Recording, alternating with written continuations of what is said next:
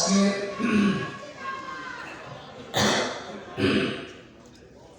জাতীয় কনভেনশনের সংগ্রামী সভাপতি, উপস্থিত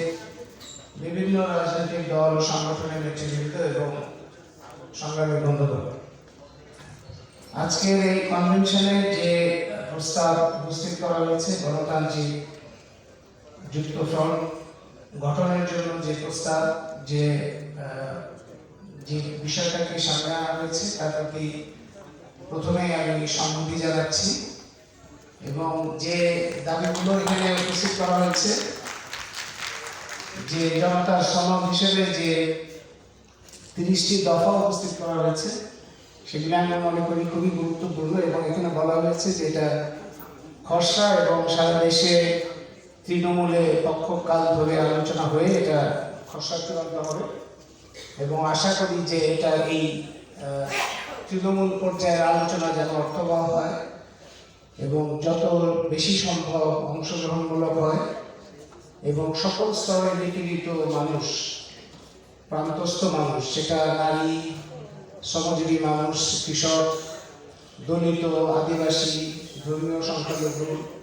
সকল পর্যায়ে যারা বিভিন্নভাবে নিপীড়িত এবং নানা রকম বৈষম্য এবং নিপীড়নের শিকার, সেই পর্যায়ে সকল স্তরে, শুধুমাত্র রাজনৈতিক দল না, রাজনৈতিক দলের বাইরেও যত ধরনের সামাজিক, সাংস্কৃতিক, পেশাগত সংগঠন আছে, সেই সব সংগঠন, কোনো সংগঠনই যেন না ভাবে বা কোনো জনগণের নিপীড়িত জনগোষ্ঠীর কোনো অংশই যেন না ভাবে যে আমরা এর থেকে বাইরে আছি বা আমাদেরকে এর মধ্যে অন্তর্ভুক্ত করা হয় না কিংবা গণনা করা হয় না। এটা যেন কোনো অনুভূতি কেউ যেন না বলতে পারে, এটা আমি আশা করি নেতৃবৃন্দ নিশ্চিত করবে। কোনো রাজনৈতিক দলের সাথে যুক্ত থাকুক বা না থাকুক এবং স্বাধীনভাবে বিভিন্ন একেবারে প্রত্যন্ত পর্যায়ে আপনারা দেখবেন বাংলাদেশে এমন অনেক সংগঠন আছে যারা নিজেরা বলে যে আমরা রাজনীতি করি না, কিন্তু তারা যেসব কাজ করে সেটা হয়তো কোনো বৈষম্যের বিরুদ্ধে কথা বলছে, কাজ করছে, মানুষের চিন্তা চেতনা একটা গণতান্ত্রিক রূপান্তরের জন্য চেষ্টা করছে, পাঠাগার করছে, সাংস্কৃতিক সংগঠন করছে, কিংবা শ্রমিকদের অর্থনৈতিকভাবে দাঁড়ানোর জন্য কোনো চেষ্টা করছে। এরকম অনেক অসংখ্য সংগঠন বাংলাদেশে, কিন্তু মানুষের মধ্যে ট্রেড ইউনিয়ন নাই, রাজনৈতিক দল, শ্রমজীবী মানুষের রাজনৈতিক দলের মধ্যেও মানুষ নাই, কিন্তু অসংখ্য সংগঠন কিন্তু বাংলাদেশে আছে এবং এগুলো আমাদের গুরুত্বের সঙ্গে বিবেচনা করতে হবে এবং তাদেরকে কোনো না কোনোভাবে স্পর্শ করতে হবে, বিবেচনার মধ্যে আনতে হবে। আমরা জানি 24-এ যে গণঅভ্যুত্থান হয়েছিল, সেই গণঅভ্যুত্থানের মধ্যে একটা প্রত্যাশা তৈরি হয়েছিল, বিশেষত